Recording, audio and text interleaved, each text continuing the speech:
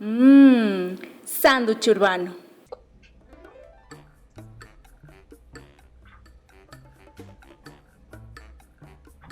A ver.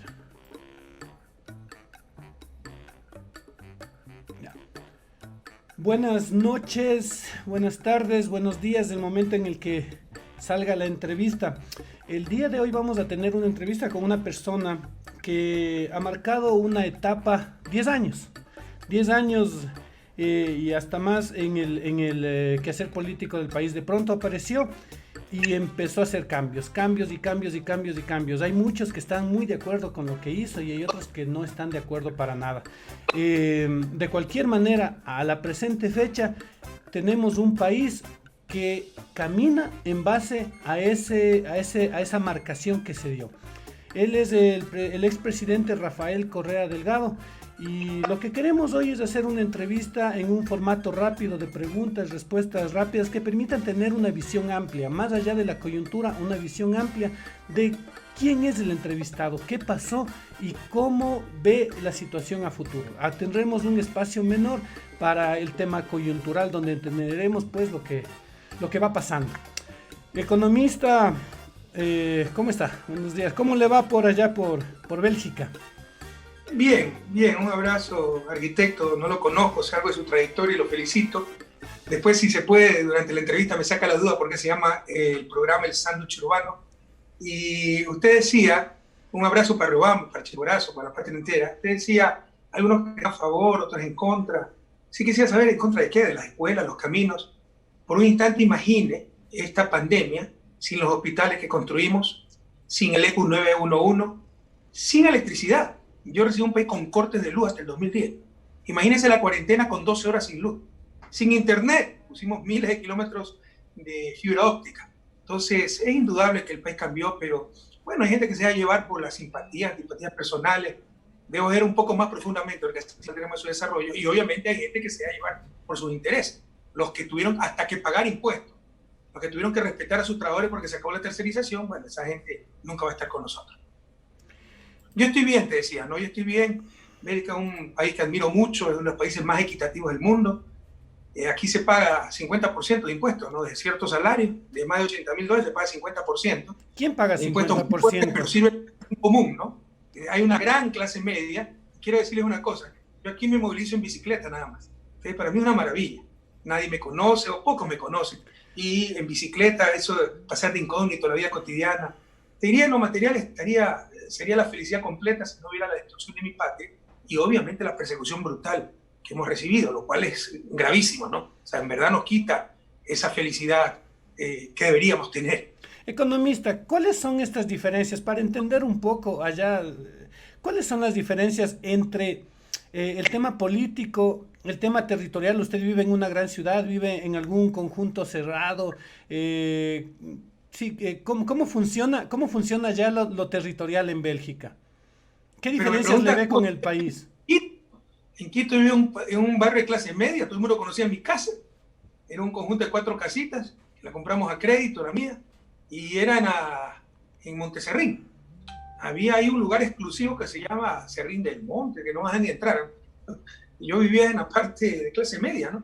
Y acá yo vivo en una casa alquilada, yo tengo un pequeño estudio le llaman a una habitación para estudiantes con cocina, y ahí hay una pequeña sala y comedor, que compramos hace muchos años con mi esposa, con la esperanza de que mis hijas vengan a estudiar acá. Finalmente ganaron becas ellas del gobierno francés, no es decir, a Francia, en Francia. En todo caso, eso es como para una pareja de estudiantes, ¿no? Sin niños, sin nada.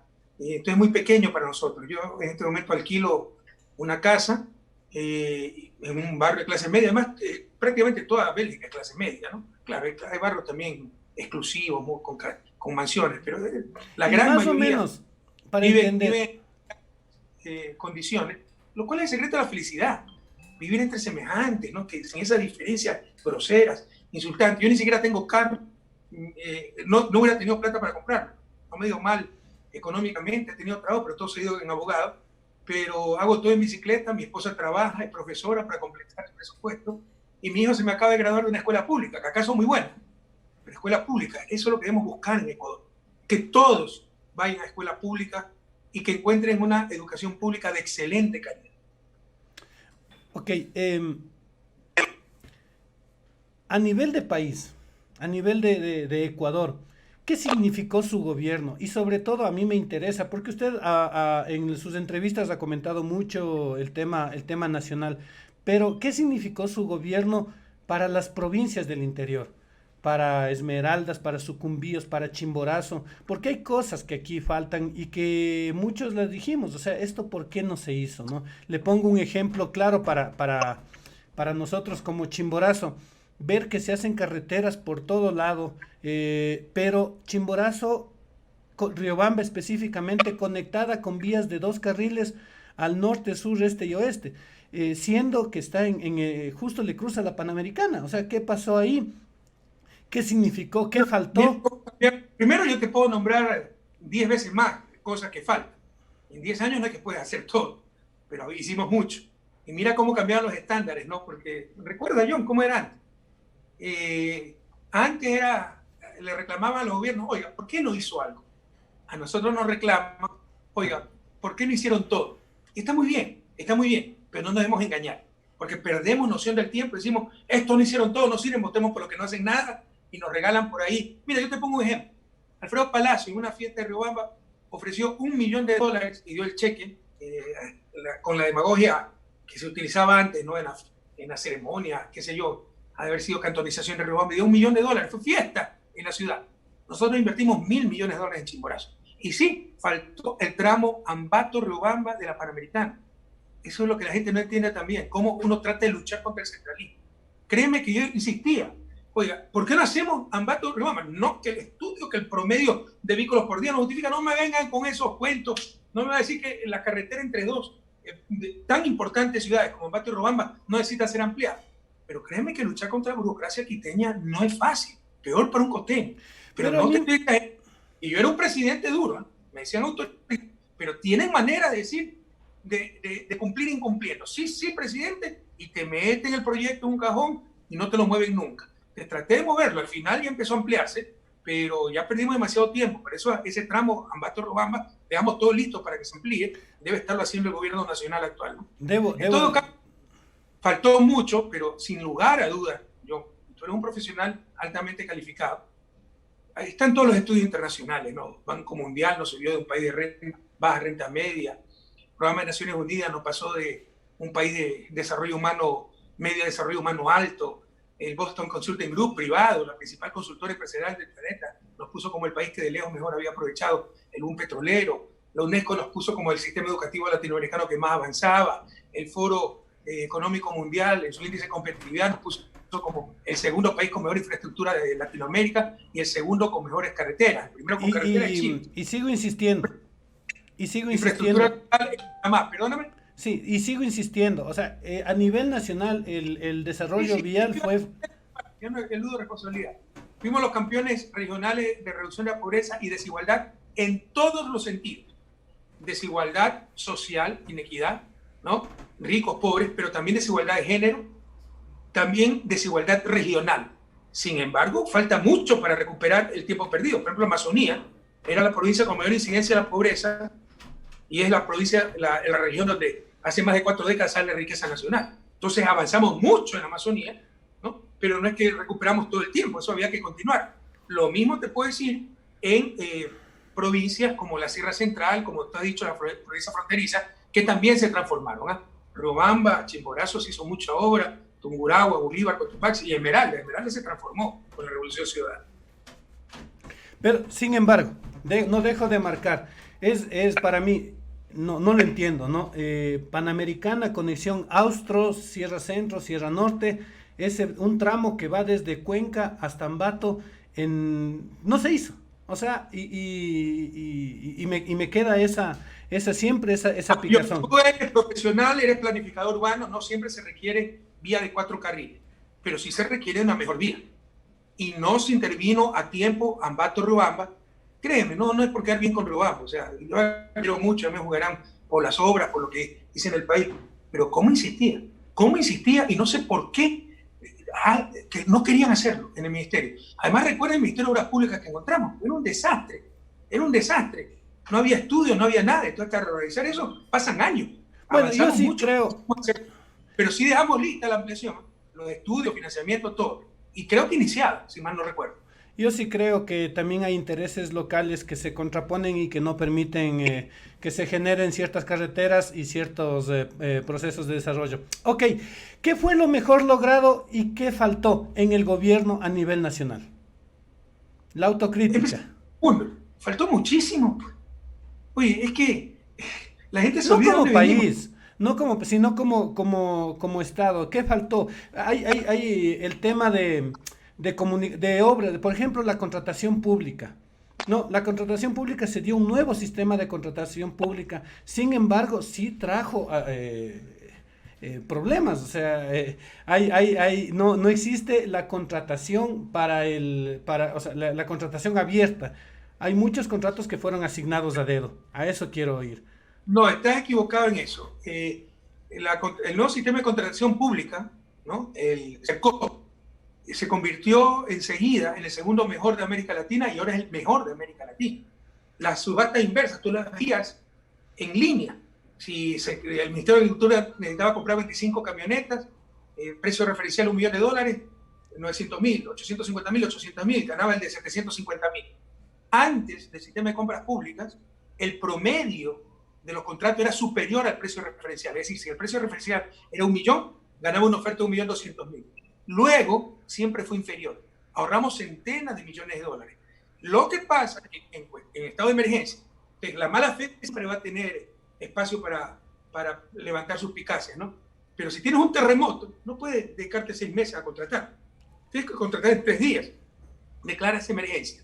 O hay cosas por el giro específico del negocio, sobre todo en la parte petrolera donde había mucha corrupción.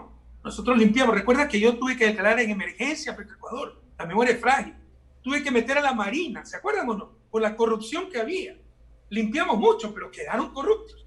Entonces, ahí sí puede haber oportunidad para corrupción, pero por el giro del negocio, tú no es que vas a ver el pistón ¿cómo se llama el cracking? No me acuerdo cómo se llama, Esmeralda, en un mercado.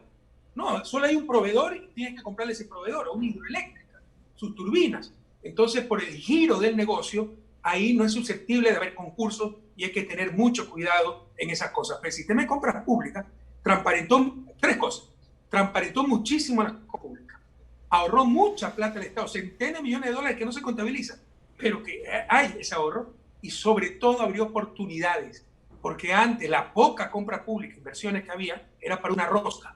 Y luego, pues, economía popular y solidaria, artesanos, pequeños industriales, la Sierra Central, los uniformes escolares, por ejemplo, todos tuvieron oportunidad de proveer al Estado. Debo decir, menores cuantías se abrió, como constructor lo puedo decir, menores cuantías se abrió las oportunidades para muchos constructores que antes no tenían la posibilidad. Pero en montos mayores el sistema continuaba siendo asignado por un comité de pocas personas. Eso sucedió.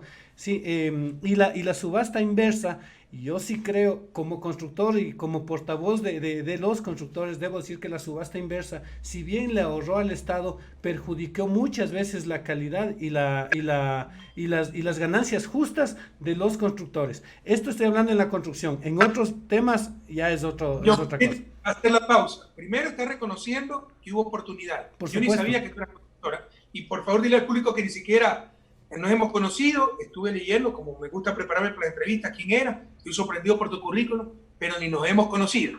Está reconociendo que hubo oportunidad para los pequeños constructores. ¿Cuándo había eso antes? Si tú eres el reparto entre los socialcristianos, los Creo, los grandes constructores, la Gallada, ¿no? Segundo, mira lo que te estás quejando, eso habla muy bien de nosotros, de que tenían que sacrificar sus ganancias por la subasta inversa, por ganarse contratitos. La ganancia y la calidad. Y la calidad en el tema construcción.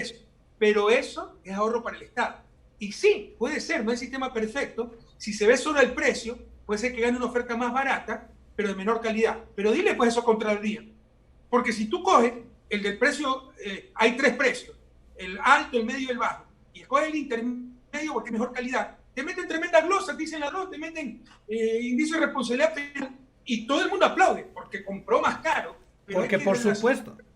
Ya, ese es un problema. Primero, cuando tienes en Contraloría gente que no entiende nada, con serio una corrupción total y una maldad total. Pero siempre ha pasado eso con auditores que nunca han puesto una pared como ustedes constructores, pero critican todo, ¿no? Y segundo, o sea, primero, no entienden nada, ¿ya? Y bueno, y segundo, ya quieren tomar las decisiones por parte del Estado, ¿no? Entonces, se arriesga la gente si no coge el precio más bajo. Pero bueno, y lo otro que decías del comité de las grandes construcciones, no tengo claro, ahorita no recuerdo totalmente el sistema, pero es obvio que precisamente cuando hay grandes obras, para revisar la calidad, todos los detalles técnicos, se necesita un comité. El problema era el poder de ese comité. Vamos a la situación actual. Y la pregunta va por el lado de ¿qué hacer en el tema COVID? ¿Qué debería hacer en el tema COVID el gobierno actualmente? Sabiendo lo que ha hecho, sintiendo cómo está sintiendo el país, desgarrándose con este tema, ¿qué hubiera pasado en un supuesto de un gobierno de Rafael Correa con el COVID? Lo que pasó en el 2009, si no tenemos que inventar nada yo. Revisen el 2009, la memoria es frágil. Y muchas veces lo más importante es lo que no pasó. Como el 2016, revisen estadística mundial. Cuando tiene un terremoto de casi 8 en escala Richter, en pocos segundos, más de 600 muertos. Normalmente después hay epidemia, no hubo nada. Normalmente hay gente con hambre, no hubo nada. Normalmente hay gente que no tiene dónde dormir, no pasó eso, tuvimos albergues, etc., ¿no? Claro, eso demora unos pocos días de estabilizarse. Todos los muertos tuvieron identificación, no es que tuvieron cajas de cartón, tuvieron ataúdes, entierros dignos. Entonces ya podemos comparar. En 2009 hubo la epidemia de H1N1, la llamada gripe porcina, ¿se acuerdan? Claro. Fuimos el país de la región que mejor reaccionó. Fuimos el primero y el que mejor lo hizo. Hasta importamos medicina y la regalábamos. Regalábamos la medicina. Tú ibas al hospital, creo que tengo gripe porcina, tengo. Se prohibieron, por si acaso, se prohibieron en las farmacias, en todos lados, que se vendan medicinas contra el resfriado, porque la gente creía que estaba resfriada, se tomaba eso, se escondían los síntomas, pero seguía la enfermedad, ¿no? Entonces se vio todo eso y se les hacía exámenes y se les regalaba la medicina contra H1N1 y fuimos el país, la región que mejor reaccionó, y la región también, porque había UNASUR, se reunieron los ministros de salud de UNASUR en Río de Janeiro, en el Instituto de Salud que teníamos, y actuamos colectivamente. Hoy destrozaron UNASUR, destrozaron el sistema de salud, redujeron presupuesto, votaron médicos, repartieron los hospitales, la corruptela total como en el viejo país, y aquí están las consecuencias. Entonces, ¿qué yo hubiera hecho? Desde que se supo pues, que había la epidemia en ese momento en Wuhan, en China, ya prepararnos. Pues. Si se necesita aislamiento, tú no le puedes decir a un país como Ecuador, quédense en la casa y muéranse de hambre, si la gente tiene que salir a trabajar para comer. Tienes que ordenar aislamiento con apoyo logístico de víveres y toallas, nunca lo hicieron. Era de abastecerse de pruebas, para pruebas, pruebas más pruebas. Todavía somos el país 140 en el mundo en cantidad de pruebas por millón de habitantes, 140, de los peores, cuando había que hacer pruebas. Y equipar los hospitales, pues. Y en lugar de eso redujeron el presupuesto de salud, no pusieron más respiradores, Argentina produce respiradores, no recontrataron los médicos intensivistas que habían votado, no pusieron más camas de cuidado intensivo. Ahí ha habido negligencia criminal. Con un buen gobierno la situación hubiera sido, no es que no íbamos a tener costos, todo el mundo ha tenido costos, pero no hubiera habido tragedia. La situación hubiera sido totalmente distinta. ¿Cómo hubiéramos manejado la mendicidad y la delincuencia que ha crecido en estos días? Bueno, 10 años. ¿Ustedes se acuerdan que cuando yo recibí el país había esa mendicidad y había esa delincuencia? ¿No? Acuérdense, en Navidad había mafias organizadas. Hablaban con los maestros de las escuelas comunitarias, de los páramos, de zonas excluidas tradicionalmente, para que suspendan clases y bajaban a los niños. Eran mafias organizadas. Fuimos a esos lugares, se prohibió esa suspensión de clases, se llevaba ayuda allá y dejó de bajar la gente. Y se eliminó la mendicidad. Pero recuérdenlo, por favor. En mi gobierno, en el cuarto año, no había mendigos. Antes de mi gobierno había las sogas que te cruzaban a Panamericana para pararte, lastimosamente muchas veces niños indígenas, familias indígenas, para pedirte caridad. Todo eso se eliminó, ahora eso está de vuelta. Y la seguridad, la delincuencia. Nosotros somos humanistas. Para nosotros la mejor seguridad es la que se fundamenta en el desarrollo humano. Que la gente tenga trabajo digno, que tengan comida, que tengan vivienda, que tengan techos a su familia, ¿no? Eso se avanzó. Pero obviamente necesita también fuerza pública, necesita sanción, no seamos ingenuos. Y hasta el 2011 acuérdate, todos los días tenía periodicazos de que Correa es un inútil, el gobierno, nos atacaban con eso, de que porque no hay seguridad, y el problema estaba en el sistema judicial, porque había la caducidad de la prisión preventiva, correctamente. Si en un año no tenía sentencia el violador más peligroso, tenía que salir libre, porque ese violador, pero ahí puede ser que no sea violador, y lo va a tener preso 10 años. Entonces tenían que sacar sentencia antes del año de los jueces, nunca la sacaban. 6.000 caducidades de prisión preventiva tuvimos, rubambeños queridos, 6.000. Por un lado entraba el delincuente y por el otro lado salía. Los policías no querían capturar a los delincuentes porque los capturaban y después al día siguiente se los encontraban o después de un año se los encontraban en el mismo barrio y corría peligro la vida del policía. Por eso tuve que hacer la reforma judicial. Pero acuérdense, con Consulta Popular, primera en historia, que una reforma judicial es aprobada por el pueblo en las urnas. Y santo remedio, se acabaron las caducidades de prisión, de las prisiones preventivas. Los jueces empezaron a ganar sus puestos por mérito, se cambiaron los códigos, se puso tecnología, se puso mejor infraestructura. Pero eso... Venían, yo lo he visto, no me lo contaron, de Uruguay, Perú, delegaciones a ver, quedarse boquiabiertos con la transformación de la justicia en Ecuador. Pero como ya no dominaban ellos la justicia, con sus periódicos, hicieron crear Riobamba, Chimborazo, a la Sierra Central, al Ecuador, que yo dominaba la justicia. No conocía a los jueces. Eso es el nivel pueblo, nivel justicia pueblo. Y el nivel justicia arriba, el de la política, el nivel de los fiscales. ¿Qué pasó? Porque siempre se sintió cercanía del fiscal al gobierno, al punto que actualmente sentimos una cercanía de la fiscal al gobierno. Y es algo que usted también lo acusa directamente. Sabemos que en Estados Unidos pasa lo mismo, ¿no? ¿Desde cuándo el fiscal debe ser enemigo del gobierno? No enemigo, pero la cercanía... Solo para que vean cómo se distorsionan conceptos, ¿no?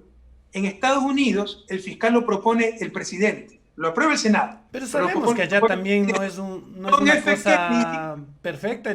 La Fiscalía de Estados Unidos no es la maravilla más grande. Y han enfrentado a ese gran presidente John F. Kennedy, ¿no? Él propuso a su hermano. Bobby Kennedy fue el fiscal de John F. Kennedy. Entonces no es requisito para tener justicia, transparencia, que el fiscal sea enemigo del presidente como pretende. Pero además, pudo haber sido conocido, pero ganaba concursos. Y como no tenían otra cosa. Como no tenían de qué acusar, a ver, Washington Pesán, él quedó primero en el concurso de fiscal. El Congreso, que todavía funcionaba hasta ese entonces, puso al quinto. Cuando vino a la Asamblea Constituyente, se le dio el cargo al que ganó. No, Galo Chiriboga, dijeron que era mi tío. Galo Chiriboga no es mi tío, pero ya lo repitieron 5 o 6 años que es mi tío. Y ganó el concurso y no es mi tío. Dijeron que se había hecho trampa y el que reclamó fue este señor Juan Bisueta del MPD. Bueno, en el último concurso con Trujillo, fue la segunda peor nota con Diana Salazar, ese tipo. Así nos han mentido. Ahora sí hay corrupción, porque el problema no es que Diana Salazar conozca a Moreno, sea amiga, lo estime. Es que la pusieron ahí para encubrir a Moreno. Mira que no investigó. Es que justamente ahí está el problema. 78, Balboa Ban Panamá, INA Investment, INA por Karina, Cristina Irina, las hijas de Moreno, no la abre después de un año. Eso sí es corrupción, que la pongan ahí para encubrir a Moreno y para perseguirnos a nosotros. A ver, pero economista, el hecho es que de lo que yo estoy entendiendo es, si es que hay un buen presidente, no hay problema con el fiscal cercano. Si hay un mal presidente, puede haber problemas porque el fiscal le va a tapar. El punto es que ahí hay un problema. Estados Unidos justamente no es el mejor ejemplo de fiscales, ¿no? Por eso digo, hay dos niveles, una justicia, un sistema judicial a nivel pueblo, sí, y otro sistema a nivel gobierno. ¿Cómo llegar a un cierto equilibrio para que ese fiscal no sea servil a los intereses de un gobierno? No es un tema de ser enemigo. Voy a poner otro ejemplo institucional. Solo para complementar. Un gobernador de la provincia, saliendo de lo judicial, un gobernador de la provincia es alguien puesto a dedo por el presidente, porque es su representante del Ejecutivo en la provincia. Cuando quizás debería haber un cambio fuerte en donde el gobernador sea el representante de la provincia ante el Ejecutivo. No, este tema de la conexión directa, de la subordinación de ciertas autoridades al Ejecutivo, al presidente, le da, no sé, o sea, yo ahí encuentro un problema de manejo del Estado. Con todo respeto, estás confundiendo muchas cosas. Primero, discrepo contigo de que el sistema judicial norteamericano no es muy bueno. Yo creo que es de los mejores del mundo. Si yo pudiera importar algo de los Estados Unidos, importaría sus jueces. Los jueces estadounidenses son extraordinarios. Sí hay unas distorsiones, que los abogados son carísimos, el que tiene plata, O.J. Simpson puede ser un criminal, con excelente defensa sale exculpado y un afrodescendiente pobre va a salir culpable porque no tuvo quien lo defienda. Pero son jueces extraordinarios, los fiscales son fiscales extraordinarios, el sistema de investigación. Entonces yo no concuerdo contigo y yo he vivido en Estados Unidos. Segundo, confundes a nivel nacional dos conceptos: cercanía con falta de honestidad. Porque si yo por cercanía al presidente, subordinación, el presidente soy cómplice, no tiene por qué ser así. O sea, si hay una persona, así sea mi hermano, como me tocó a mí hacerlo, mi familia, tengo que investigarlo, tengo que cortar los contratos, tengo que denunciarlo. Entonces no son cosas que se excluyen, porque si no vamos a tener que buscar a alguien que no conozca al presidente, pues ¿y dónde? Si uno conoce tanta gente. Entonces creo que es un concepto equivocado. Y tercero, bueno, es un desafortunado ejemplo lo de los gobernadores. El gobernador es el representante de una provincia. Si lo que tú estás pidiendo es algo parecido al prefecto provincial, ¿no? Y ese sí se elige por votación popular, ese es el representante de la provincia, desde los ciudadanos, no el gobernador. El gobernador es el representante del gobierno central. Y la última idea fuerza, Rubán, la calentura no está en la sábana. Tú pones el mejor sistema de justicia. Nosotros mejoramos muchísimo el sistema de justicia. Nuestras leyes son mejores que los Estados Unidos. Nosotros estamos en derecho de tercera generación. Nuestra constitución, la más garantista del planeta. El sistema, propiamente, el sistema oral, los códigos, no son malos, son buenos, ¿no? El sistema para elegir jueces, cuando lo elegimos por meritocracia, es bueno. Pero si no tienes una cultura de la excelencia, de cumplir con tu deber, cueste lo que cueste, no buscar acomodarte, esperar a acabar la carrera para la jubilación, sino hacer lo correcto, cueste lo que cueste, nunca vas a tener un buen sistema de justicia. La calentura no está en la sábana. Se necesita un profundo cambio cultural de todos para no aceptar la corrupción, no aceptar doblez, no aceptar concesiones, sometimiento, que cada quien cumpla con su deber a cualquier costo. En el nivel territorial se generó una matriz productiva en la cual se dieron roles para las diferentes provincias. Sin embargo, provincias como Chimborazo, que es a donde yo me pertenezco, y otras más, quedaron en un limbo de actividades terciarias y no más. ¿Qué faltó en esta propuesta territorial de asignar roles a las provincias? No, hay provincias como, digo, la Tacunga, en donde se le asignó un rol de transporte muy claro, muy directo, muy específico. Pero hay provincias como Chimborazo, Bolívar, donde se quedó en el aire. Y eso está marcándonos hasta el día de hoy. Por otro lado, también conozco que muchos planes se desarrollaron a nivel territorial y los GATS provinciales del momento se quedaron cortos, así de sencillo, se quedaron cortos. ¿Cómo modificar esta dinámica de buenas iniciativas a nivel nacional que se cortan en el mando provincial? Para empezar, te leo el artículo 263, no del programa de gobierno de Alianza País, de la Revolución Ciudadana, de la Constitución de la República. Los gobiernos provinciales tendrán las siguientes competencias exclusivas, como vemos, no dije exclusivas, ¿no? Sin perjuicio de las otras que termine la ley. 5. Planificar, construir, operar y mantener el sistema de riego. 6. Fomentar la actividad agropecuaria. 7.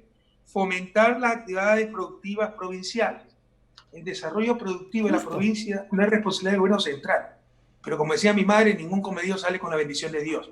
Nosotros sí tuvimos planificación regional, pero no es cierto que se asignaban roles a las provincias. Tratábamos de aprovechar lo que ya existía. La Tacunga tenía un aeropuerto interno de Quito, lo remodelamos, ¿no? Intervinimos para que sea también el punto de exportación de las flores. Por eso se le asignó el rol de transporte, si cabe el término, y ahora todo eso lo destruyeron para darle exclusividad al aeropuerto de Quito. Santo Domingo, se puso un instituto ahí de transporte, porque es un cruce de camino. Entonces se trataba de aprovechar lo que ya existía, pero no es que se ha asignado rol.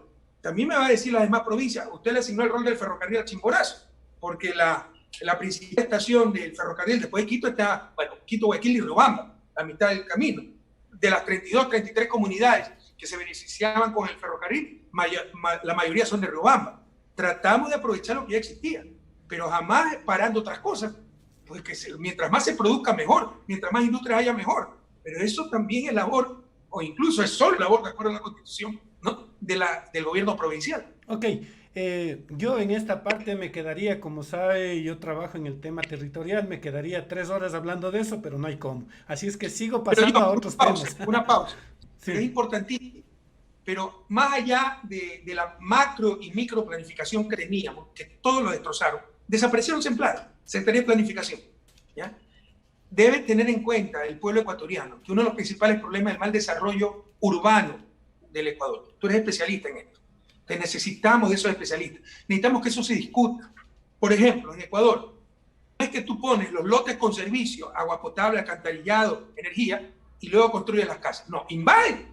Y luego la lucha de décadas para el asfaltado, para el alcantarillado, el agua potable. La gente vive peor y todo sale el triple de caro. Así nunca saldremos a su desarrollo. Necesitamos planificar, entre otras cosas, el desarrollo urbano, por ejemplo. Le debo decir que en ese tema y en muchos otros, en los mandos medios, en los funcionarios medios, hay mucha distorsión de las planificaciones superiores. Quiero ir a tres cosas fuertes, sí, tres temas fuertes para luego pasar ya a otra temática. Obras emblemáticas por ser muy criticadas. Primero, costo del aromo. Costo del aromo. Pero si ahí está justificado el costo. Oiga, se han pasado 3 años hablando de sobreprecio. Es decir, como el metro de Quito, en lugar de 3.000 millones, costó 700 millones, 2.700, hay que meter precio a Rodas y a todo el municipio, sobrecosto, sobreprecio, pero no es sobreprecio y reajuste del contrato, ¿no? Pero miren, en el aromo todo está justificado, no hay un juicio de sobreprecio contra nosotros. ¿No? Dice Pero los movimiento de tierras, 1.000 millones. John, no te me No, caigas. a ver, yo comento.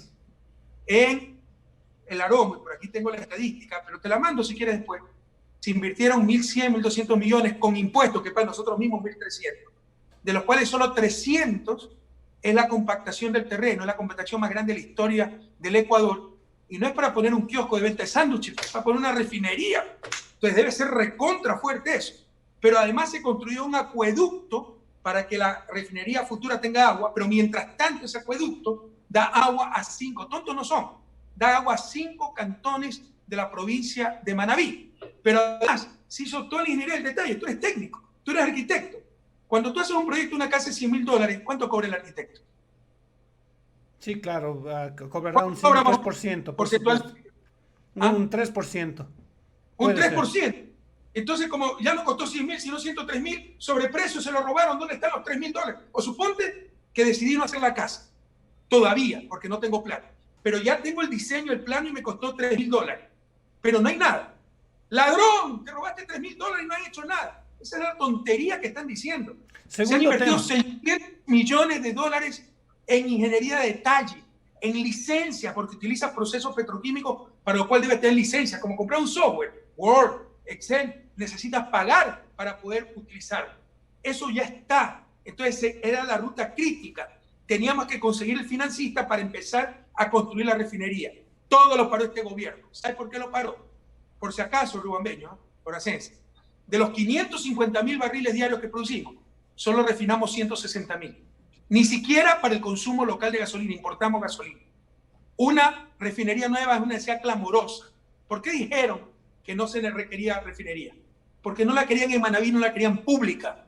¿Por qué creen que liberan los precios de los combustibles cuando se les redujo el precio? En octubre casi se caen porque liberaron el precio del combustible y aumentó el precio y decían que necesitaban ingresos. En la pandemia liberan el precio de los combustibles y se reduce el precio de los combustibles. Pierden plata. ¿Por qué hacen eso? Porque la liberación de los combustibles es un paso necesario para la privatización de hidrocarburos. Con precios de combustibles libres, ahí sí pueden poner refinerías privadas. Ese fue el plan de esta gente todo el tiempo y por eso han vivido difamando, distorsionando la verdad sobre la refinería del Aromo en Manabí. No caigan en esas trampas, chiboracenses. Vamos a la siguiente. Por el bien común. Y todos no somos, y honestos sí somos, de manos limpias. Economista, estas preguntas nacen de una encuesta que yo hice. ¿Qué le preguntarías a Rafael Correa?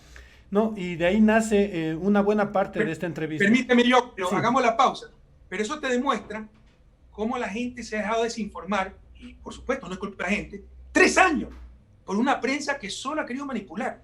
Lo de la refinería del Aromo está justificado todo, pero no quieren una refinería pública, quieren el negocio privado, por eso liberan los combustibles, no se engañen. Ok, hidroeléctricas que se caen y es que está desfinanciado. A ver, yo, dime cuál hidroeléctrica se está cayendo. Se señala que la Coca-Cola Sinclair está a punto de desmoronarse.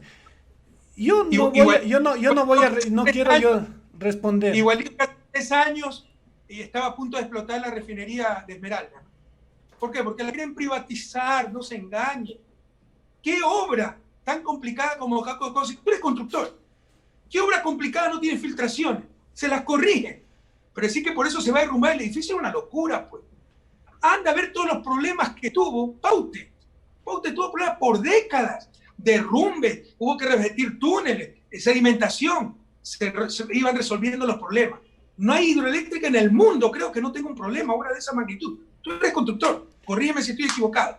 Pero utilizan esto primero para atacarnos y segundo para privatizar a precio, ya no de gallina enferma, a precio de coronavirus. No se deben engañar. Estoy de acuerdo, la Coca-Cola Sinclair está sentado sobre la roca, no es que se va a caer por un deslave. Y hay estudios por supuesto. Técnicos, la sala de máquina es subterránea, se necesita un terremoto de 9 en la escala Richter para afectar la represa, y si tienes un terremoto de 9 en la escala Richter, la última preocupación es la represa, porque el país se va a destruir. No tiene represa Coca-Cola, dicho sea, para las instalaciones de la hidroeléctrica, quise decir, ¿no? Oye, con Coca-Cola está alumbrando a Guayaquil, estamos exportando a Colombia, le está ahorrando $600 millones anuales al Estado, se paga en 4 años, pero como tienen que atacar a Correa, dicen cualquier disparate, y como tienen la complicidad de la prensa, mira cómo 3 años han engañado a la gente. El IES desfinanciado. ¿Cuántos años tienes tú y yo? 47. ¿Alguna vez has dejado de escuchar que el IES está desfinanciado? Por supuesto, toda la vida. Toda la vida, ese es el cuento. Además, parcialmente es verdad. No hay sistema de jubilación en el mundo que no tenga lo que se llama déficit actuarial en el futuro.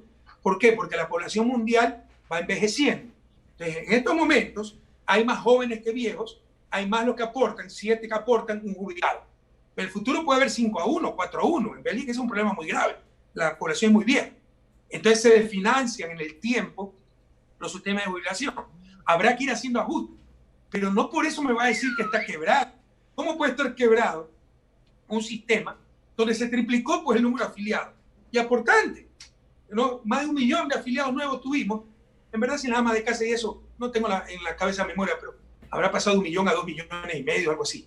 ¿Cómo puede estar desfinanciado un sistema así? ¿Cómo puede estar desfinanciado un sistema que nosotros profesionalizamos, creamos el banco del afiliado? Acuérdense que no existía. Para que haga acciones del IES técnicamente.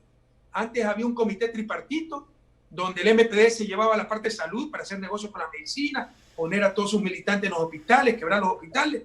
Los empresarios se llevaban las partes financieras y el gobierno se llevaba el hueso, ¿no? La administración de la jubilación. Y los empresarios con eso, ¿no? Hacían sus negocios con la inversión de los fondos del IES. Ahora hay un banco del afiliado, el BIES. Entonces nos engañan todo el tiempo, por favor. Acuérdense, 3 años que iba a explotar la refinería. 3 años han dicho que Coca-Cola Sinclair se va a caer. Y 3 años nos han dicho que el IES está quebrado.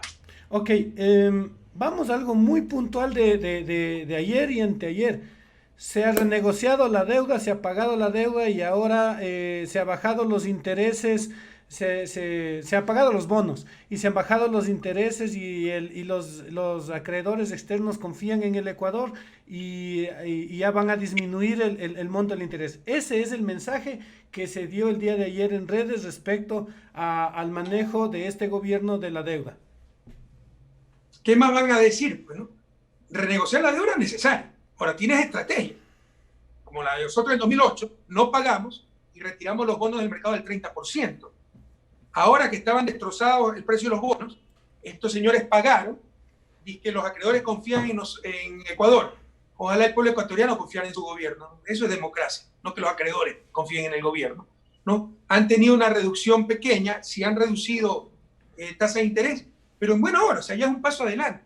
Eso se iba a hacer desde el primer día del gobierno. De hecho, ese paso, en 2017, la renegociación de la deuda, porque acuérdate que tuvimos un terremoto en 2016, desploma el precio del petróleo, tuvimos que buscar financiamiento, pasada la emergencia se podía ya renegociar, nunca lo hicieron. Empezó la emergencia del coronavirus, no lo hicieron. En marzo pagaron 1.200 millones con el pretexto de que con eso se nos van a abrir las puertas de los organismos internacionales cuando son otra cosa, y para renegociar. Bueno, ya renegociaron, todavía no hay un acuerdo final, pero yo creo que van a lograr ese acuerdo. Pero ni de lejos el mejor, ni de lejos lo que logramos en el 2008. Pero mejor que nada. Vamos a ver lo que logra Argentina. Ahora, están mintiendo en muchas cosas, ¿no? 16.000 millones de reducción, no, es el flujo hasta el 2030, que es 16.000 millones menos, cual es importante. Pero lo que no te dicen es que se sigue pagando hasta el 2040, ¿no? Ok, un tema importante. Los bancos nos cobran el 30% en un préstamo. El 30%, porque si De nuevo sumamos, están cobrando 30%. es que a eso voy. El banco nos cobra el 14%, más los gastos administrativos, más el gasto de cobranza, más el gasto de no sé qué, más el costo de transacción. Llegan a sumar más del 25% de encaje en el caso de las cooperativas, cuando uno pide un préstamo.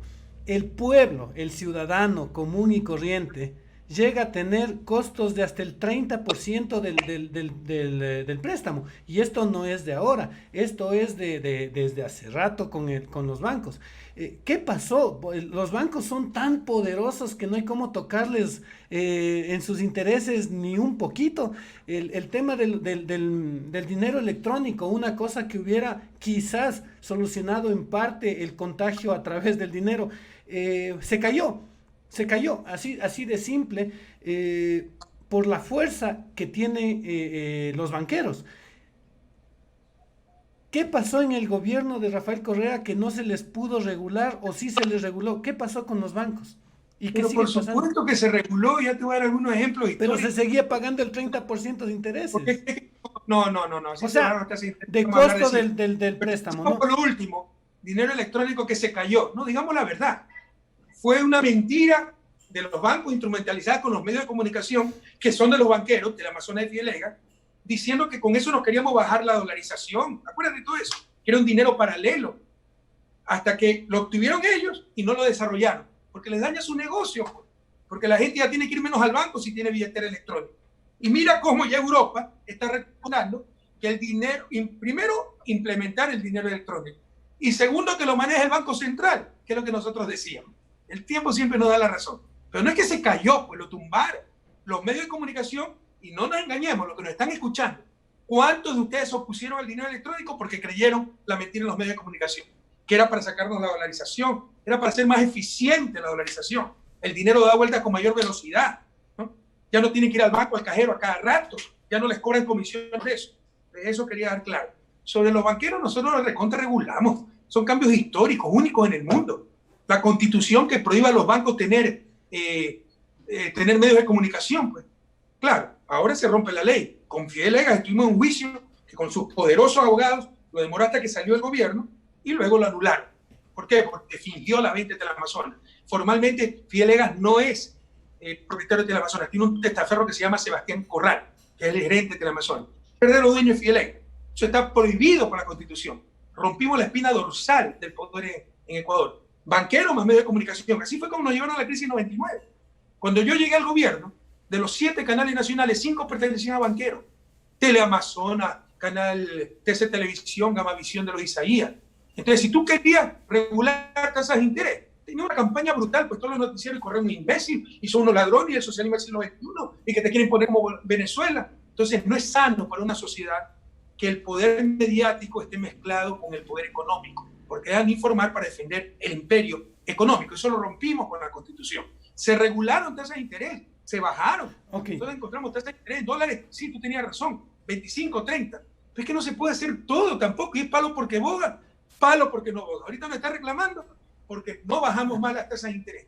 Bajamos más las tasas de interés verá los periodicazos correr lo que verá a los pobres banqueros, verá que la gente que nos está escuchando, muchos salieron a la calle a reclamarnos. Entonces, por favor, para tener democracia, para seguir su desarrollo, debemos tener capacidad crítica y exigir información, porque nos viven engañando. No tenemos información, sino manipulación. Pero lo que sí te puedo decir, si no, ¿por qué nos odian tanto los bancos? Es que se reguló y bastante los bancos. Y otra cosa, se creó el fondo de liquidez, se creó la garantía de depósitos bien hecha, no como la cantinflada de la AGD, y la superintendencia de bancos. Por primera vez fue independiente de los bancos. Ya se la regalaron de nuevo a los banqueros. Ya no controlan nada. Tienen una los bancos para proteger los intereses de los bancos, no de la ciudadanía. Con nosotros, la superintendencia sí defendía el interés tuyo, el interés de los oyentes, el interés de los ciudadanos. Debo decir que se hicieron regulaciones, pero hubieron créditos y habían créditos con intereses, o sea, costo del capital, quiero decir, en total de hasta el 30%, y eso se mantiene. No, 30% estoy casi seguro que no. El microcrédito sí era caro, porque para un banco grande, dar microcrédito es operativamente costoso. El microcrédito es mejor que lo canalicen las cooperativas. Entonces, si tú ves lo que cobraban las cooperativas, verás que no es 30%. Sumemos, y hasta se pasa del 30%. Yo he sumado, y he sumado porque entre otras cosas también he tenido esos créditos. Y es doloroso pagar tanto entre gastos administrativos y todo. En dolarización, 30% de tasa de interés, una brutalidad. Súmelo, economista, porque es brutal esa cosa. Cuidado, o sea, pero no neguemos lo innegable. Revisa las tasas de interés que había antes en nuestro gobierno con las que acabamos. Es que no es solo la tasa de interés. De nuevo hacen lo que le da la gana. Pero es que no es solo, el gobierno no es solo la tasa de interés. A nosotros lo dimos en raya. Claro, puede haber costos ocultos, siempre hay cómo hacer trampa. Por eso hay que estar muy atentos, ¿no? Ok, vamos a otra cosa. Yo digo, la parte coyuntural es interesante, pero quiero ir a otras cosas. Quiero ir a un tema conceptual, así, para entender por dónde está el pensamiento ya profundo. Si me permite la pausa. Yo vengo de academia, así que me encantan los temas conceptuales, ¿no?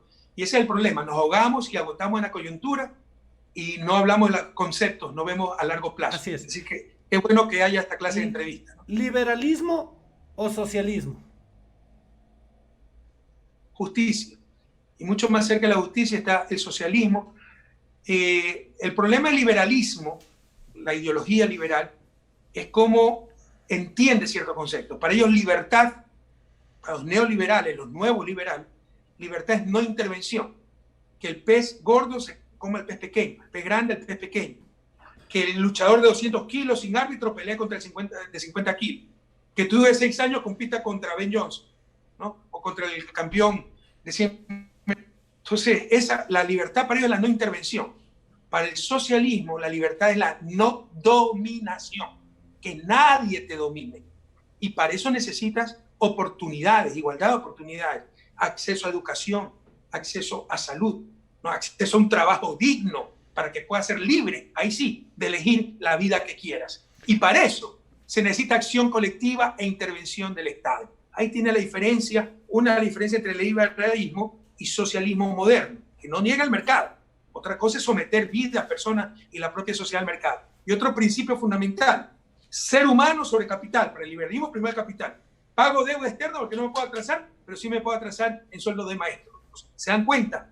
La diferencia y el peso de lo ideológico. Y por último, buscar la justicia. En América Latina, el continente más desigual del mundo, no podrá haber verdadera libertad mientras no haya justicia. ¿Cuál es la libertad de un trabajo tercerizado? Lo que encontramos en nuestro gobierno. Escoger entre aguantar la explotación o irse al desempleo y morirse de hambre. Esa era la libertad para los liberales y los neoliberales, ¿no?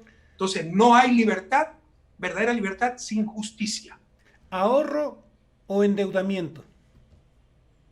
Pero ahí estás... o guardamos dinero de reservas del país, o gastamos todo lo que tenemos en obras para el progreso.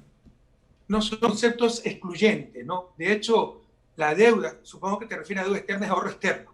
Entonces, lo ideal sería tener ahorro interno. Sí lo teníamos. Duplicamos el ahorro interno, pero no es suficiente. ¿Quién con su propio ahorro puede comprarse contado una casa? Pero si economía no es complicada. Te la complican ciertos economistas para creerse los sumos sacerdotes. Pero no es complicado, es sentido común. De los que nos escuchan, los padres de familia, los trabajadores, los esposos, esposas. ¿Quién se puede comprar una casa de $80,000, un departamento, al contado? Tienes que endeudar. Entonces, mal negocio endeudarse. Así, porque va a tener que pagar $500 de crédito durante 15 años. Sí, después de 15 años esa casa es tuya. Ahora está pagando 600, 800 de arriendo y nunca la casa va a ser tuya. Pero entonces, si no te endeudas, nunca vas a tener casa propia. Si no te endeudas, no vas a tener hidroeléctrica, no vas a tener carretera. Lo importante es que den retorno para poder pagar la deuda. Y algunas veces ni eso. Educación no te da retorno en el corto plazo. Pero si no inviertes en educación, no habrá futuro, no habrá desarrollo. Entonces, dejemos de satanizar cosas tan elementales como adecuado financiamiento para el desarrollo. Okay. No hay mejor ahorro. John, aquí una idea fuerza. No hay mejor ahorro que saber invertir. En estos momentos, Coca-Cola Sinclair solita está dando $600 millones. Todas las hidroeléctricas, 1.000 millones. Repotenciación de Esmeraldas, 300 millones. Tiputino, 800 millones. Ahí van como 2.100 millones que ahorra el gobierno. Lo que ahorra la ciudadanía es más con el multipropósito Bulu, Cañar Bulu, Naranjal Bulu, qué sé yo. Entonces, es mucho más lo que se ahorra. Lo que pasa es que este gobierno inepto no se ha ido a aprovechar, pero una buena inversión nos sirve para ahorrar en el futuro. Como el ejemplo de la casa, nos sirve para ahorrar después el arriendo, una vez que acabaste de pagar el crédito. Ok, yo creo que históricamente en el país, más que una guerra de izquierda versus derecha o algo así, hay una guerra económica entre quienes importan y quienes fabrican. Tal es así esta guerra que los que fabrican cosas ya la perdieron hace rato y ni se dieron cuenta, ¿no? Y quienes gobiernan, manejan, es el sector importador. Importación versus producción nacional. Esto desde las reformas borbónicas ya lo tuvimos, se eliminaron telares, se eliminaron los dobrajes y todo, más allá de las injusticias sociales, pero para que se importen productos desde Europa. Y en la actualidad seguimos igual. Importación versus producción nacional. Mira, lo que tú dices es histórico, debería ser así, en países normales, entre comillas. Por ejemplo, muchos dicen que la guerra civil de Estados Unidos, más allá de la abolición de la esclavitud, fue que el sur, productor de bienes primarios agrícolas, algodón, era librecambista. Importar libremente para sus instrumentos, todo eso, exportar libremente, mientras que el norte industrial no quería bienes industriales importados porque quebraba. Y por eso fue la guerra, quería aranceles. Y de hecho ganó el norte. Y se aplicó lo que mucha gente no conoce, es la escuela americana o el sistema nacional, con altísimos aranceles, con intervención del Estado, con protección de la industria para desarrollarse, que es lo que se intentó hacer aquí después de la Segunda Guerra Mundial con el llamado estructuralismo. Entonces, sí, debería ser esa tensión entre importadores y productores nacionales. Yo estoy del lado de los productores nacionales, pero todos estaban contra nosotros. ¿Sabes por qué? Triplicaron sus utilidades con nosotros. El sector empresarial, los beneficios empresariales se triplicaron en mi gobierno. ¿Por qué nunca nos apoyaron? Porque esto va más allá de lo que Alain Juppé, un francés, llama el pacto de dominación, ¿no? Para ellos, ni siquiera les interesa la rentabilidad económica. Para ellos les interesa más la diferenciación. Si hay un gobierno que quiere la igualdad, van a atacar ese gobierno con todas sus armas posibles, porque no creen en igualdad, no creen en equidad. En la diferenciación, el patrón, el empleado, la matrona con la empleada doméstica, en eso está su bienestar, su alegría. Así tripliquen sus beneficios. Si pierden a la empleada doméstica, a la cual pueden aplastar, si pierden al trabajador, a la cual pueden humillar, se sienten miserables. Te van a atacar cualquier gobierno que busque esa equidad. Yo siempre ponía este ejemplo. Nuestras élites a un gobierno que busque mejores escuelas para los hijos de sus empleadas domésticas, pero serán capaces de asesinar a ese presidente si busca darle las mismas escuelas que a los hijos de las élites. Entonces no creen en equidad, sacrifican rentabilidad por la diferenciación social. Lo más triste, por eso le llama Alain Juppé pacto de dominación, es porque todo el mundo está de acuerdo con eso, creen que es natural. Los que dominan y sacrifican el sistema y los dominan, que dicen así, como este coloradito, alto, ojo claro, está bien que él sea el dueño del banco y gane $20,000, y está bien que yo como guardián gane 400. Eso es intolerable, pero lo toleramos, aceptamos ese pacto de dominación. Sí, pero esos son los enemigos internos. También están los enemigos externos, desde David Ricardo hasta Adam Smith y pasando por este triste suceso histórico de Paraguay, la guerra de la Triple Alianza. donde Paraguay fue su gente masacrada por intereses externos que no permitieron que cambie el rol económico de las naciones del sur del mundo frente a las del norte. Acá no podemos producir, acá tenemos que solamente consumir. Esa lucha es muy difícil que la haga un país solo. Se necesita una conexión latinoamericana.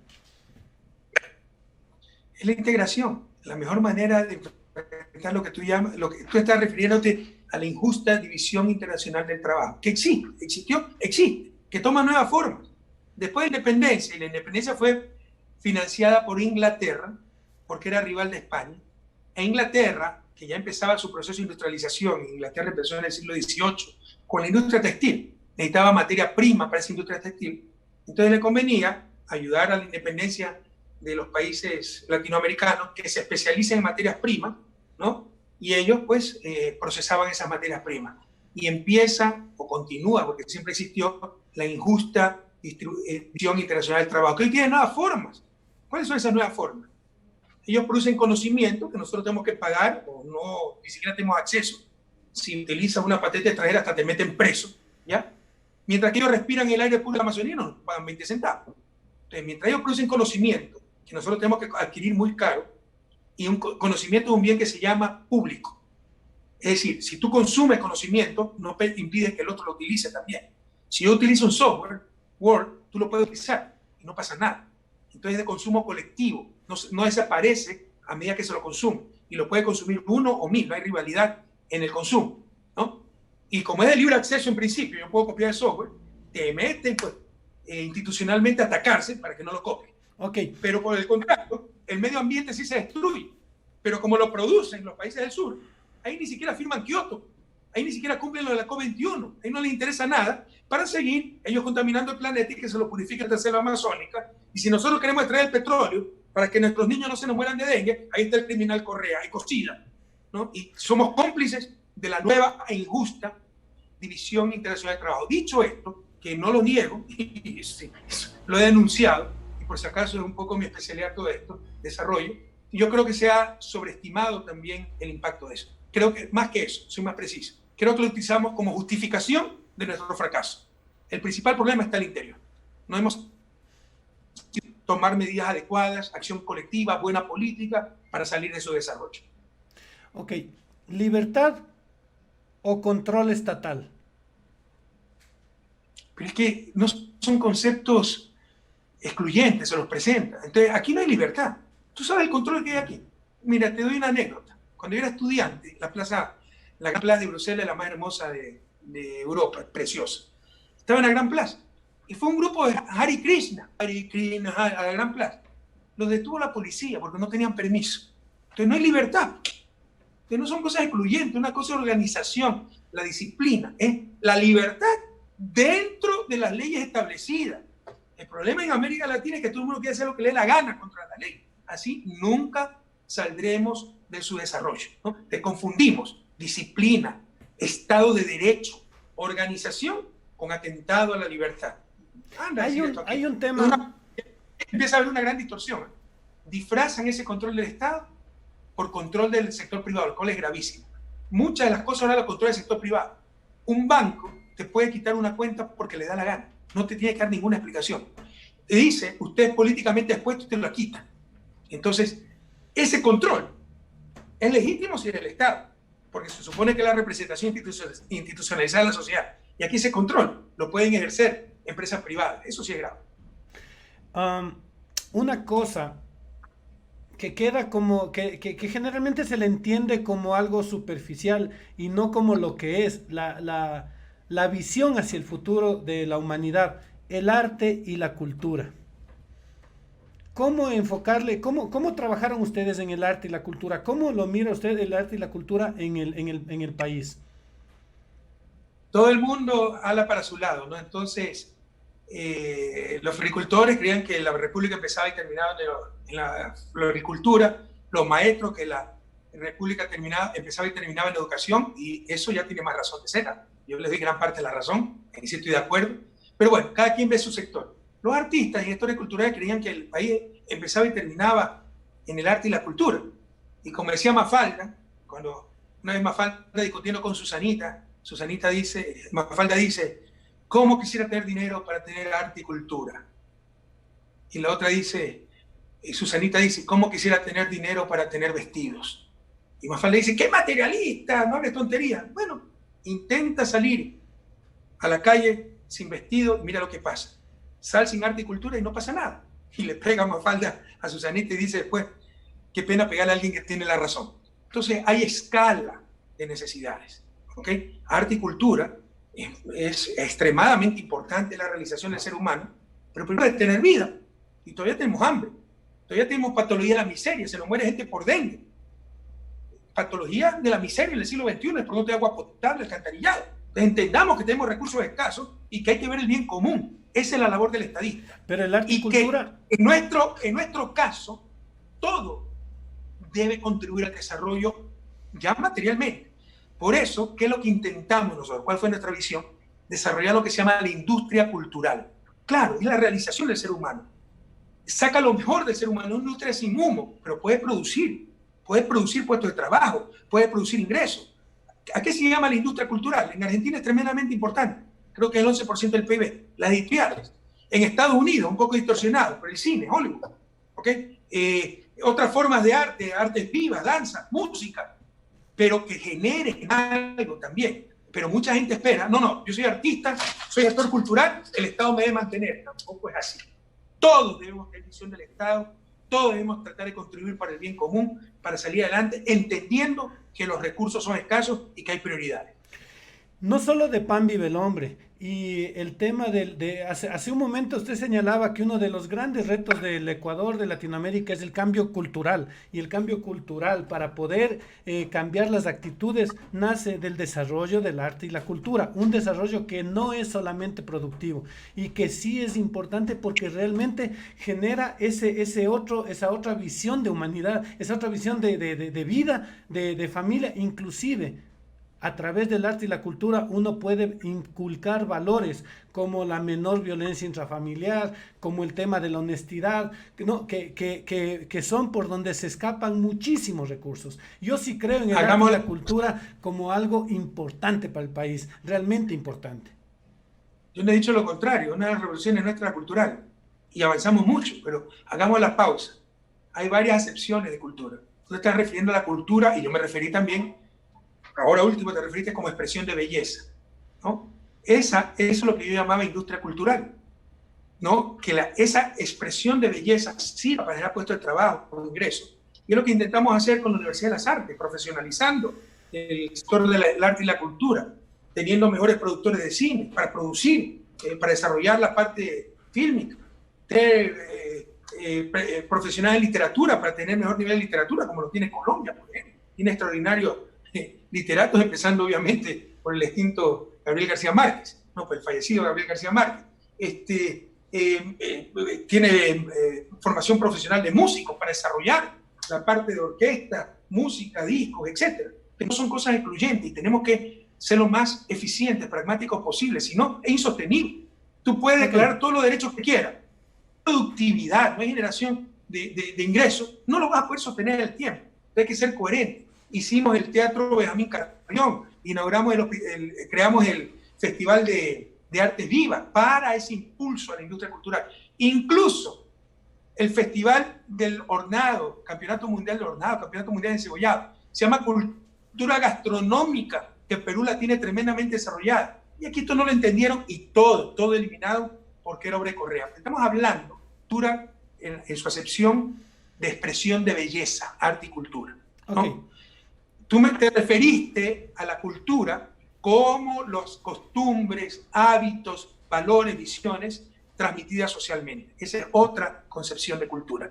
Y a eso es que yo me refiero cuando digo el cambio cultural es vital para el desarrollo. No son cosas independientes. El arte y la cultura, como transmisión de belleza, fomenta valores buenos, sensibilidad, etc. Pero hay más cosas. Las costumbres, las visiones, las habitudes. Entonces, eso es lo que tenemos que cambiar los ecuatorianos. Por ejemplo, siempre le echamos la culpa al resto. Siempre le echamos la culpa al resto. O sea, si me pasa mal, cuando me va bien, es porque yo soy genial. Cuando me va mal, es culpa del gobierno. Cuando boto basura, es culpa del municipio porque no he puesto un tacho de basura ahí. Así nunca vamos a salir del subdesarrollo. Es lo que los gringos llaman self-reliance, autorresponsabilidad, no saber asumir responsabilidades. Estoy de acuerdo que echar la culpa al otro no es la manera. Yo sí creo que el país está viviendo en una cacería de brujas, en una especie de edad media donde a cualquiera hay que quemar como quiera que sea. Y eso es una cosa muy triste y grave para el país. Me fuera más tiempo con estos temas, pero ya se nos va a acabar el tiempo. Prospectiva. A lo que yo refería como visión internacional de trabajo y nuestra justificación es eso. Somos pobres porque ellos son ricos, somos pobres porque somos buenos y ellos son malos y nos pusieron a producir materias primas y ellos se industrializaron. Hay parte de verdad, pero no es toda la verdad. Hemos podido avanzar mucho más y no lo hemos hecho por nuestra propia culpa. Prospectiva. Vamos al futuro. ¿Qué hacer el primer día que acabe este gobierno? Reactivar la economía, pues si la gente está pasando una situación económica desesperante, ¿cuántos puestos de trabajo se han perdido? Formalmente, reducción de afiliaciones del IES, 275.000 de diciembre, lo cual pone en peligro el IES, ahí sí está en peligro el IES. Gente que no aporta y esa gente recibe un seguro de desempleo. Pero en total, con sector informal, de largo, los desempleados pasan de 400.000, la situación es gravísima, se han destruido miles de empresas cuando la regla de oro era proteger empresas y empleo. Hay que reactivar toda esa economía y hay muchas formas para hacerlo. No quiero cansarlo con eso, podemos hablar 3 horas, es mi especialidad, pero el mensaje que le quiero transmitir es que el problema no es técnico, es político. ¿Por qué en esta pandemia no le han cobrado un centavo a las utilidades de los bancos que rompieron récord en utilidades del 2019? ¿Por qué crees que no han hecho lo que yo hice en el 2016, poner un impuesto a la fortuna de más de $1 millón para tratar de paliar la crisis? Porque son ellos los que gobiernan. Pero ¿no quedaron las leyes listas para eso? ¿No quedaron las leyes listas para que se pueda cobrar sobre las ganancias extraordinarias de los bancos? La ley, la Constitución de la República te permite en estado de excepción anticipar impuestos. El impuesto ahora sí tiene que pasar con ley, pero anticipar impuestos para que... ¿Me escucha? Sí, te escucho. Se fue un ratito Bien. La conexión, pero... Sí, creo que se fue de donde mí. Ok, estábamos en el tema de las leyes que deberían permitir que se cobre en esta pandemia unos dineros a unas ganancias extraordinarias. Las leyes lo permiten. La Constitución permite, en estado de excepción, anticipar impuestos. Entonces, si el año pasado los banqueros rompieron récord, cuando la economía creció 0, cuando la gente no tenía empleo, cuando el tendero, el artesano, el productor de cuero, de blue jeans, el pelileo, el peluquero, el pequeño productor no vendía, esta gente rompía récord en utilidades, más de $300 millones, que además los mandaba al país.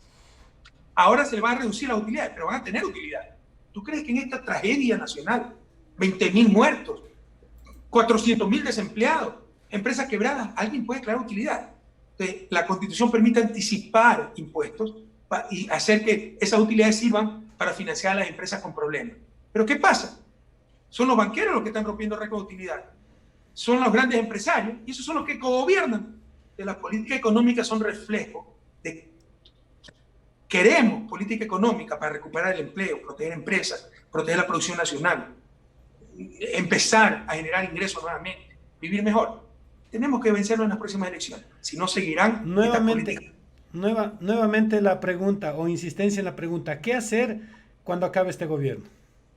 Pero ya te digo, en la parte técnica podemos hablar 3 horas. Te estoy poniendo un ejemplo. Que la crisis la paguen los que más tienen. Entonces, el impuesto a las ganancias extraordinarias, al menos, ¿no?, de ciertos sectores, impuesto a las grandes fortunas, ¿ya? Pero yo te puedo elaborar muchas cosas ahí. Hay que controlar la salida de capitales, la fuga de divisas. Es como si se está desangrando el cuerpo humano, ni siquiera pongo un torniquete. Que se siga gastando plata hasta para importar Nutella. Hay que buscar una mejor reestructuración de la deuda, buscar respaldo de los multilaterales, emisión de derechos de seguir el Fondo Monetario. Hay que buscar ayuda bilateral de determinados países. Entonces, se puede hacer mucho, pero depende de quién esté en el poder. Entonces, esta gente sigue en el poder, seguirán despidiendo empleados públicos, seguirán atrasando el sueldo de los maestros, lo cual es torpe, deprime la economía, seguirán permitiendo que quiebre la pequeña empresa y seguirán protegiendo las ganancias de los más poderosos sin cobrarle 20 centavos. El problema más que técnico es político. ¿Quieren salir adelante? debemos derrotarlo en las próximas elecciones. Nuevos cuadros, un gran problema, de un sistema en el cual hay estructuras fuertes políticas y en nuestro país las tenemos así, privadas prácticamente, es que los partidos se quedan en un grupo. El que lidera el partido es el que decide sobre los destinos de ese partido. Voy a poner el caso de Creo, tiene un dueño, Social Cristiano tiene su dueño, como es la 3 tiene su dueño, y Alianza País designó prácticamente a dedo a un candidato que ahora es el presidente. Cómo generar nuevos cuadros, nuevas ideas, nuevos actores que inclusive quizás se vayan en contraposición al pensamiento del líder inicial. ¿Sí? O sea, ¿cómo conseguir este recambio democrático que quizás rompa procesos, pero en cambio genere un proceso democrático a más largo plazo? Resultados más lentos, pero más sostenidos. John, seamos precisos, porque si no se desinforma, con todo respeto. Lenín Moreno fue electo en una asamblea de Alianza País en el estado de Arauca con unas 20.000 personas. ¿Cómo puede decir que fue designado a dedo? 90% de los militantes de Alianza País querían que Lenín Moreno sea el candidato. Yo sé que la creencia popular es que yo le designé a dedo y quién ponía. Eso se resolvía en asamblea. Si me preguntaban a mí, por supuesto, diría Jorge Isla. Pero Jorge Isla tenía el 10% del apoyo de los militantes de Alianza País. Entonces se le designó en una asamblea de Alianza País en el estadio de Arauca, Surrequito, con 20.000 personas. Seamos precisos. Cuando tú quieres satanizar las cosas, a los liderazgos les puedes llamar cacicazgo, les puedes llamar dueños, ¿no? Sí, hay partidos que tienen dueños. Por ejemplo, lo creó con su billete Guillermo Lasso para comprar la presidencia, el PRIAN, Álvaro Noboa. Mira, que el Social Cristiano no puede decir lo mismo. Ahora el líder coyuntural fue Nebot, pero antes fue Fred Cordero y lo fundó Camilo Ponce Enrique, ¿no? En Estados Unidos, por supuesto que el Partido Republicano, los demócratas tuvieron un padre fundador, un líder histórico, fundacional, pero de ahí han ido evolucionando. Entonces, cuando queremos satanizar las cosas, a esos liderazgos que no son malos, ahora se sataniza el liderazgo, ¿no? Son altamente deseables, más aún. ¿Qué proceso de desarrollo se ha logrado sin adecuado liderazgo? Ahora son satanizados y le llaman dueños de los partidos, etc. No creo que sea, al menos en nuestro caso. Y sobre los nuevos cuadros, son los lugares comunes. Siempre, cuando el checklist de críticas, ¿no? No hicieron autocrítica y no sacaron nuevos cuadros. El checklist. ¿Qué más nuevos cuadros de lo que sacamos nosotros? ¿Quién conocía hace 15 años a Gabriela Rivadeneira? Gabriela Rivadeneira, por lo que vimos su potencial, se le dieron todas las oportunidades. ¿Quién conocía a Viviana Bonilla? ¿Y quién conocía a tantos y tantos jóvenes y nuevos jóvenes que está acá? Ayer la presentadora fue María Cecilia Herrera, una profesional brillante, menos de 30 años. Yairén Noriega, la mejor exposición, chica de 22 años. Todos los días sacamos nuevos cuadros. Pero es parte del lugar común. Hay que decir, no tuvieron nuevos cuadros, hay un dueño de los partidos políticos. No caigamos en esos lugares comunes, no nos hace bien como democracia, no nos hace bien como país. Sin embargo, hay personas y hay grupos que tienen otras visiones diferentes, que si se oponen al líder del partido, del momento, digámoslo así, entonces simplemente se les cierra el espacio y hay muchas personas que han quedado fuera por tener visiones contrarias. O sea, el tema de los liderazgos fuertes es una forma de gobernar. Hay otras formas de gobernar, quizás sin el liderazgo de la persona, como de una persona específica. No, Suiza no es un país que tenga un presidente conocido y famoso, sí, y va por otro tipo de organización que deja de lado al liderazgo personal. ¿Cómo vemos eso? De maravilla, un ejemplo a Suiza que lo conozco muy bien. Sí, después de 800 años pues, de evolución, después de 200 años de desarrollo, si tuviéramos aquí el nivel de información y de formación de ciudadanos suizos, a las finales tampoco necesitamos ni gobierno. Bélgica hace un año no tiene ministro. Tiene una encargada, el primer ministro. Y ni se siente, porque es un país que marcha solo. Estados Unidos está con Trump, está con Bush. Pues, son sociedades totalmente distintas. Pues. En Ecuador tú trabajas 7 días a la semana, 14 horas diarias, y ni así pues logras sacar adelante al país. Y por el contrario, como tratas de cambiar el sistema, te dicen ladrón, cualquier estupidez. Te dicen que las cosas más inverosímiles, ¿no? De homosexual hasta mujeriego, todo el mundo cree todo. porque odian a esta persona. Entonces, mientras no maduremos democráticamente, mientras no tengamos más formación y más información, Suiza, pasado, o hace unos meses, anuló un referéndum por mala información. Por mala información, la Corte Constitucional Suiza anuló un referéndum. Mientras en Ecuador no tengamos, en América Latina, más formación e información, no habrá sistema político que funcione. Ok. Nuevamente el arte y cultura entran ahí de puntazo. ¿Cómo evitar, cómo evitar la corrupción en los mandos medios? No hay fórmula más, eso es otra cosa, ¿no? Esa es parte de lo que te decía el problema, echar la culpa al resto, ¿no? Cada vez que vemos un caso de corrupción, ahí están los corruptos. Pero si yo puedo dejar de pagar impuestos, lo debo pagar. Si encuentro una billetera botada, si tenga la cédula del dueño, no me la encontré, ya es mía, ¿no? Si hago trampa y me meto en la fila del banco, es que soy sabido. Todo eso es corrupción. Gobernar para defender intereses de mis allegados, no para defender el bien común. Todo eso es corrupción. Puede ser legal, pero es corrupción. Entonces, creemos conciencia que la lucha contra la corrupción es la lucha de todo un pueblo. Que ese funcionario público, ese mando medio que está robando, no es un marciano, es mi vecino, ¿no? Y que si tal vez el otro vecino va allá, también por falta de valores va a robar. E incluso el que está denunciando también puede caer en eso. Debemos estar conscientes de eso. Estamos en una sociedad muy tolerante con la corrupción. De repente nos desgarramos las camisas, nos desgarramos las vestiduras para decir nosotros somos honestos con ellos. Pero tal vez ese mando medio que era mi vecino, como te decía, después de 3 meses está en el sector público, se compró un carro nuevo, tiene por ahí otra mujer en tremenda casa y casó a su hija en tremendo club lujoso, y yo fui invitado y fui gustoso, sabiendo que está robando, porque no puede pagar con su sueldo eso. Entonces, queremos luchar contra la corrupción. Las leyes no son suficientes. La condena social de toda la sociedad lo que va a combatir esa corrupción. Y condena inteligente, porque también es, este enemigo, lo acusamos de esto y le cae cual perro rabioso, atentando contra la presunción de inocencia. O sea, es cuando es evidente que alguien ha lucrado. Y para que sea evidente, es que tiene pues la plata en algún lado, como el fajo de billetes que se le encontró al asistente Daniel Mendoza, Abrazo de Derechos Moreno, o como la cuenta oculta de Panamá, en Panamá de Moreno. Entonces, cuando es evidente que han robado, es la sanción social. Pero muchos saben que el vecino está robando y voy contentísimo a la primera comunión del hijo cuando me invita. Nuevamente sigo creyendo que es el arte y la cultura lo que hace que esas cosas vayan mejorando. Economista, se terminó el tiempo. Toma yo, para aprender, ¿no? Con todo gusto, me encantaría aprender de ti. ¿Cómo con arte y cultura evitas que el mando medio robe? Con los valores que se inculcan. Con los valores que se inculcan. Es un trabajo a mediano y largo plazo. Por supuesto, educación, no solo arte y cultura, sino educación y cuidado. Cuidado también otra cosa, atento, que ese mando medio que roba es la noticia. Pero por cada mando medio que robó, hay 10, 20, 30, 40 que nunca han robado y que patrióticamente trabajan por su país. Entonces, no generalizar qué es lo que han hecho para hacernos que detestemos la política, y si rechazamos la política, ¿quiénes van a dominar? Los medios de comunicación, los poderes económicos, y caemos en su trampa. Por supuesto, el problema yo soy convencido.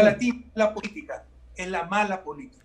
Y por supuesto que yo estoy convencido que yo no soporto, más bien dicho, cuando el gobernante o el político le acusa al ciudadano y dice que somos deshonestos, cuando la gran mayoría somos honestos. Y eso es una gran realidad. Creer 3 años, y te insisto, a los servidores públicos, que maltratados, Así tremendamente. Es. Porque por cada ladrón que traicionó a su patria, hay 100, 200, 300 funcionarios públicos patriotas, honestos, que se han sacado del aire.